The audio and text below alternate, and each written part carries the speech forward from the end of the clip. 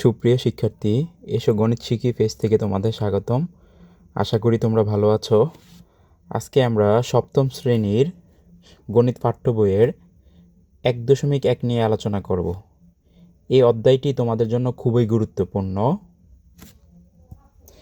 এই অধ্যায়টি করার পূর্বে তোমাদের বেসিক কিছু ধারণা প্রয়োজন।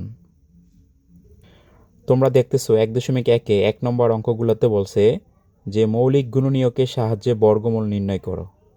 এই অঙ্কগুলো করার পূর্বে আমাদের অবশ্যই বর্গমূল এবং বর্গ কী সেগুলো জানতে হবে। তাহলে চলো আমরা বর্গ এবং বর্গমূল একটু চিনে নেই। তোমরা স্ক্রিনে দেখতে পাচ্ছ, এখানে লেখা আছে বর্গ ও বর্গমূল।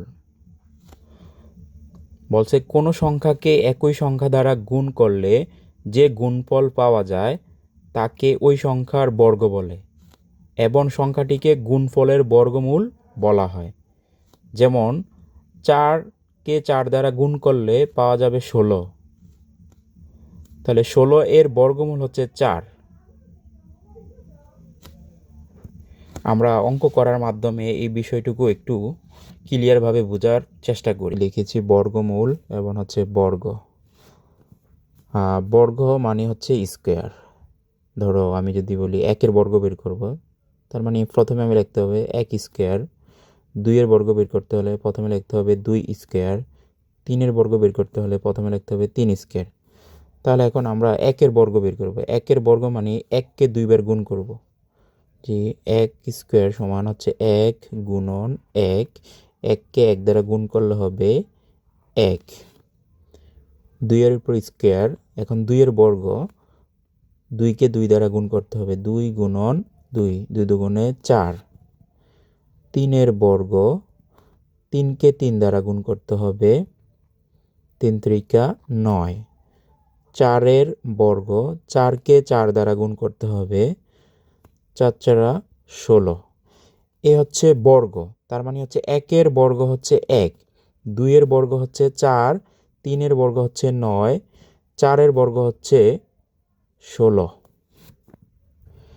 এখন যদি বলি যে 1-এর বর্গমূল কত, তাহলে আমরা যখন 1-এর বর্গ করেছি তখন 1কে 1 দ্বারা গুণ করেছি।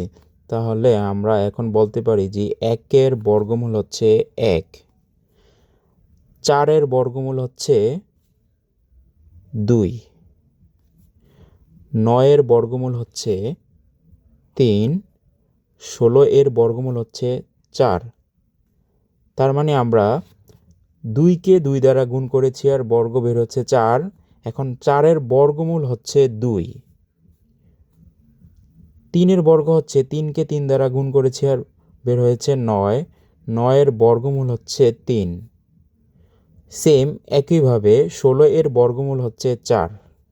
আশা করি তোমরা এই অংশটুকু বুঝতে পেরেছ। আমি আরও কয়েকটা উদাহরণের মাধ্যমে তোমাদেরকে সহজভাবে বুঝিয়ে দিচ্ছি। আমরা যদি বলি 6-এর বর্গ কত, তাহলে 6-এর বর্গ হবে 6 গুণন 6। 6কে 6 দ্বারা গুণ করলে হবে 36। এখন যদি বলি 36-এর বর্গমূল কত, তাহলে 36-এর বর্গমূল দাঁড়াচ্ছে 6। 7-এর বর্গ, 7কে 7 দ্বারা গুণ করতে হবে। আমরা যে সংখ্যার বর্গ বের করব ওই সংখ্যাকে ওই সংখ্যা দ্বারা গুণ করতে হবে, তাহলে আমাদের বর্গ বের হবে। তার মানে 7-এর বর্গ হচ্ছে 7 7 49। এখন যদি বলি 49-এর বর্গমূল কত, 49-এর বর্গমূল হচ্ছে 7। 8-এর বর্গ, 8কে 8 দ্বারা গুণ করব, তাহলে 8 8 হচ্ছে 64। এখন যদি বলি 64-এর বর্গমূল কত, 64-এর বর্গমূল হচ্ছে 8। আশা করি পুরোপুরি তোমরা এই বিষয়টুকু বুঝতে পেরেছ। দেখো শিক্ষার্থীরা, 1.1-এ 1 নম্বর অঙ্কগুলোতে বলছে যে মৌলিক গুণনীয়কের সাহায্যে বর্গমূল নির্ণয় করো। তো এখানে ক নম্বর অঙ্কটা দেওয়া আছে 169। আমরা প্রথমে ছোট সংখ্যার বর্গমূল নির্ণয় করি, তারপর এই অঙ্কগুলা করব। তাহলে চলো উদাহরণের মাধ্যমে আমরা ছোট সংখ্যার বর্গমূল বের করি মৌলিক গুণনীয়কের সাহায্যে। তোমরা স্ক্রিনে দেখতে পাচ্ছ যে আমি লিখেছি 25। এখানে যদি বলি যে 25-এর বর্গমূল কত, আর সেটাকে যদি বলা হয় যে মৌলিক গুণনীয়ককে সাহায্যে বের করো, তাহলে মৌলিক গুণনীয়ক মানে হচ্ছে উৎপাদকের মাধ্যমে করতে হবে। তাহলে প্রথমে আমরা লিখতে পারি 25। 25কে উৎপাদক করব। 25কে 2 দ্বারা ভাগ যাবে না, 3 দ্বারাও যাবে না, 4 দ্বারাও যাবে না, 5 দ্বারা যাবে। 5 দ্বারা ভাগ করলে হবে 5 5 25। তাহলে আমরা এখন লিখতে পারি 2টা 5, এখানে লিখতে পারি 5 গুণন 5। তাহলে এখানে 1 জোড়া হয়। আমরা এই 1 জোড়া থেকে একটা 5 নেব। তাহলে আমরা এখন বলতে পারি যে 25-এর বর্গমূল হচ্ছে 5। আর এই নিয়মটাই হচ্ছে মৌলিক গুণনীয়কের সাহায্যে বর্গমূল নির্ণয় করা। আমরা আরেকটা উদাহরণের মাধ্যমে আরেকটু ক্লিয়ার করে বুঝে নেই। যেমন ধরো আমি এখানে লিখেছি 49, যে প্রশ্নতে বলা থাকবে যে 49-এর মৌলিক গুণনীয়কের সাহায্যে বর্গমূল নির্ণয় করো। তাহলে প্রথমে আমরা এটার উৎপাদক করব, 49-এর উৎপাদক করব। 49কে 2 দ্বারা যাবে না, 3 দ্বারাও ভাগ যাবে না, 4 দ্বারাও যাবে না, 5 দ্বারাও যাবে না, 6 দ্বারা যাবে না, 7 দ্বারা যাবে। তাহলে 7 7 49। আমরা লিখতে পারি এখন 7 গুণন 7, 1 জোড়া হয়েছে। আমরা 1 জোড়া থেকে একটা নিব। তাহলে এখন আমরা বলতে পারি যে 49-এর বর্গমূল হচ্ছে 7। তাহলে সুতরাং আমরা লিখতে পারি 49-এর বর্গমূল হচ্ছে 7। একইভাবে আমরা 66-এর বর্গমূল বের করব মৌলিক গুণনীয়কের সাহায্যে। তাহলে আমরা প্রথমে লিখব 66, এটাকে উৎপাদক করব। 66কে কত দ্বারা ভাগ যায় দেখো। তাহলে 66কে প্রথমে আমরা সবচেয়ে ছোট সংখ্যা দ্বারা ভাগ করব। 2 দ্বারা 66-রে ভাগ যায়। 2 দ্বারা 66-রে ভাগ করলে হবে 32। 32কে আবারও 2 দ্বারা ভাগ যাবে, ভাগ করলে হবে 16। 16কে 2 দ্বারা ভাগ যাবে, 8 দুগুণে 16। 8কে 2 দ্বারা ভাগ যাবে, 4 দুগুণে 8। 4কে 2 দ্বারা ভাগ যাবে, লিখতে পারি 2 দুগুণে 4। তাহলে শিক্ষার্থীরা এখন দেখো 2 সংখ্যাটি আমরা কতবার পেয়েছি? 1 2 3 4 5 6। তাহলে আমরা এগুলো একটু সাজিয়ে লিখি যে 2 গুণন 2 গুণন 2 গুণন 2 গুণন 2। আমরা এভাবে 6 বার লিখব, 1 বার 2 বার 3 বার 4 বার 5 বার 6 বার। এখন আমরা এই সংখ্যাগুলোকে জোড়া করব, 1 জোড়া 1 জোড়া করে করব, 1 জোড়া। এখন প্রত্যেক জোড়া থেকে একটা করে নিব। এই জোড়া থেকে একটা নিচ্ছে, এই জোড়া থেকে নিব একটা 2 গুণন এই জোড়া থেকে নেব একটা 2। এখন আমরা গুণ করে দিব, 2 দুগুণে 4, 4 দুগুণে 8। সুতরাং 66 এর বর্গমূল হচ্ছে 8। সুতরাং 66 এর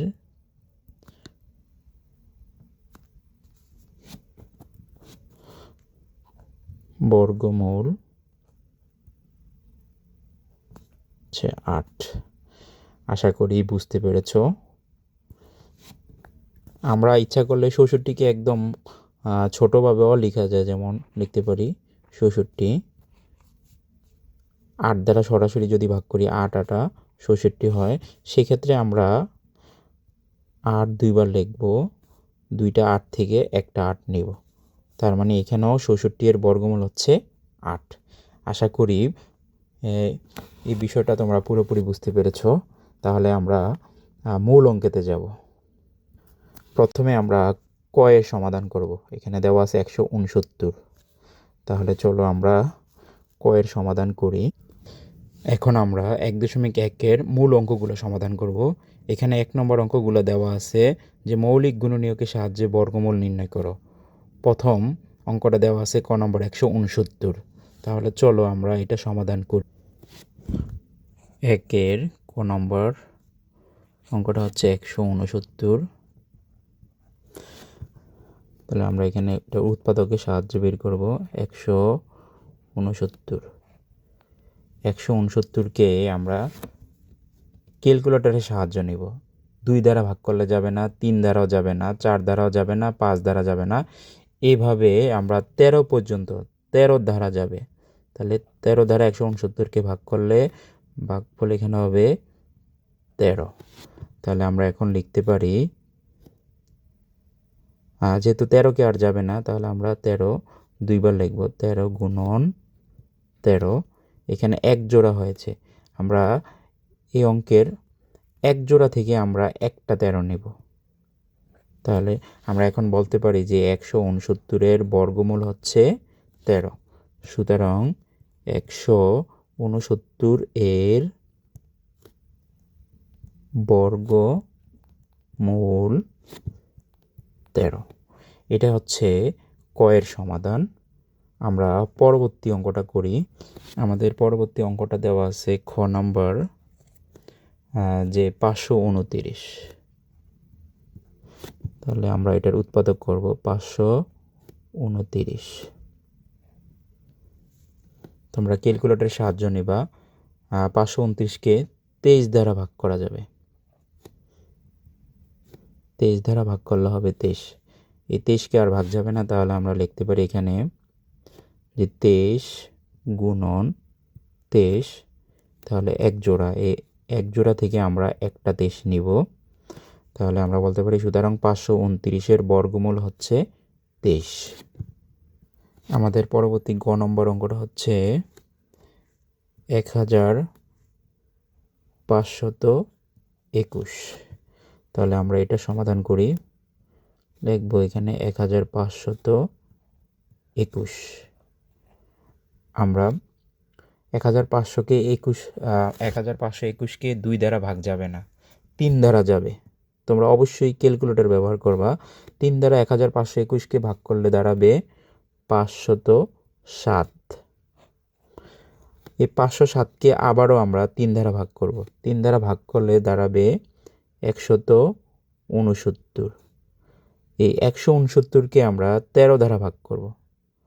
তাহলে 13 দ্বারা ভাগ করলে ভাগফল হবে 13। 13কে আর ভাগ করা যাবে না। এখন আমরা এখানে যেহেতু পেয়েছি 3 দুইবার, তাহলে লিখতে পারি 3 গুণন 3।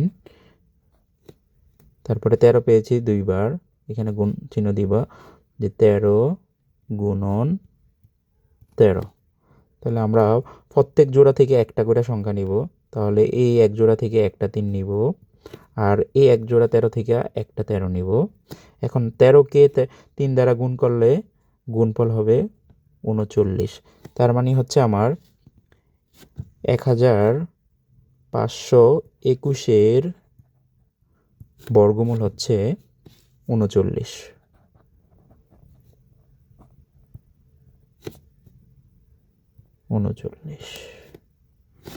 এটাই হচ্ছে এটার সমাধান। আমাদের একের সর্বশেষ অঙ্কটি হচ্ছে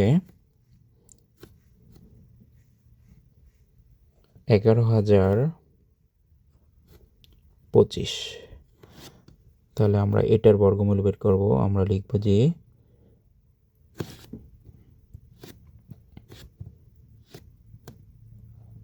11,025। এটাকে আমরা যদি ভাগ করি, তাহলে ভাগ যাবে 3 দ্বারা।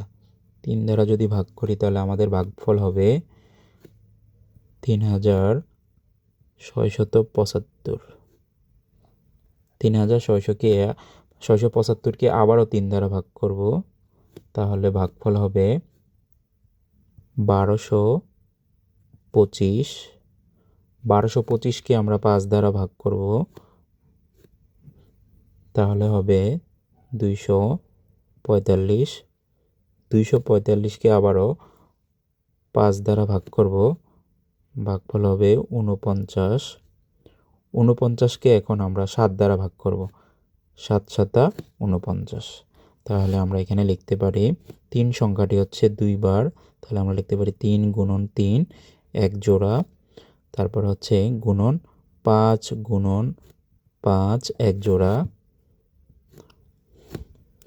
7 গুণন 7। আমরা প্রত্যেক জোড়া থেকে একটা করে সংখ্যা নিব, তাহলে আমরা এই এক জোড়া থেকে 3 একটা নিব, গুণন 5 এক জোড়া থেকে একটা 5 নিব, গুণন 7 এক জোড়া থেকে আমরা একটা 7 নিব। এখন আমরা গুণ করে দিব।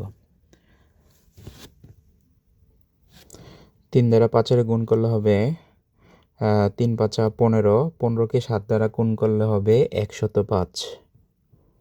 105। সুতরাং আমরা লিখতে পারি 11,025-এর বর্গমূল হচ্ছে 105। 11,025-এর বর্গমূল 105। আশা করি তোমরা এই অঙ্কগুলা বুঝতে পেরেছো। আমরা পরবর্তী অঙ্কগুলা আরেকটি ক্লাসের মধ্যে সমাধান করে দেব।